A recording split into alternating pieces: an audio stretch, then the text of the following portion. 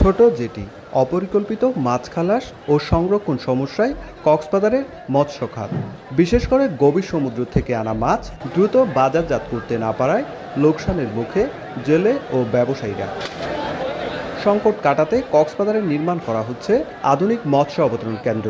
বর্তমানে চলছে ব্যাপক নির্মাণযজ্ঞ। প্রকল্পের কাজ শেষ হলে মাছ খালাসের সক্ষমতা বাড়বে অন্তত 50 টলার। প্রকল্পে থাকছে 3 তলা আধুনিক ফিশ ল্যান্ডিং সেন্টার ভবন, মাছ হ্যান্ডেলিং এলাকা, ট্রাক টার্মিনাল, ব্যবসায়ীদের অফিস, কনফারেন্স রুম, বিশ্রামাগার ও দুর্যোগকালীন মজুদ সংরক্ষণ সুবিধা। এরই মধ্যে তীরে নির্মিত হয়েছে টেকসই বাঁধ, স্টিলের 2টি জেটি, পল্টুন ও গ্যাংওয়ে। শ্রমিকদের স্বাস্থ্যসম্মত ও নিরাপদ কর্মপরিবেশ নিশ্চিত হবে বলে আশা মৎস্য অবতরণ কেন্দ্রের। ঝুঁকি থাকতো যে মাছটা ফসে যাবে, কিন্তু এখন আমাদের এখানে নতুন আপনার ফ্রিজিং প্ল্যান্ট এবং ফ্রিজিং স্টোর হচ্ছে। এতে আমরা মানে মাছের যে বাজার হারাবার সে বইটা আমাদের চলে যাবে আর কি।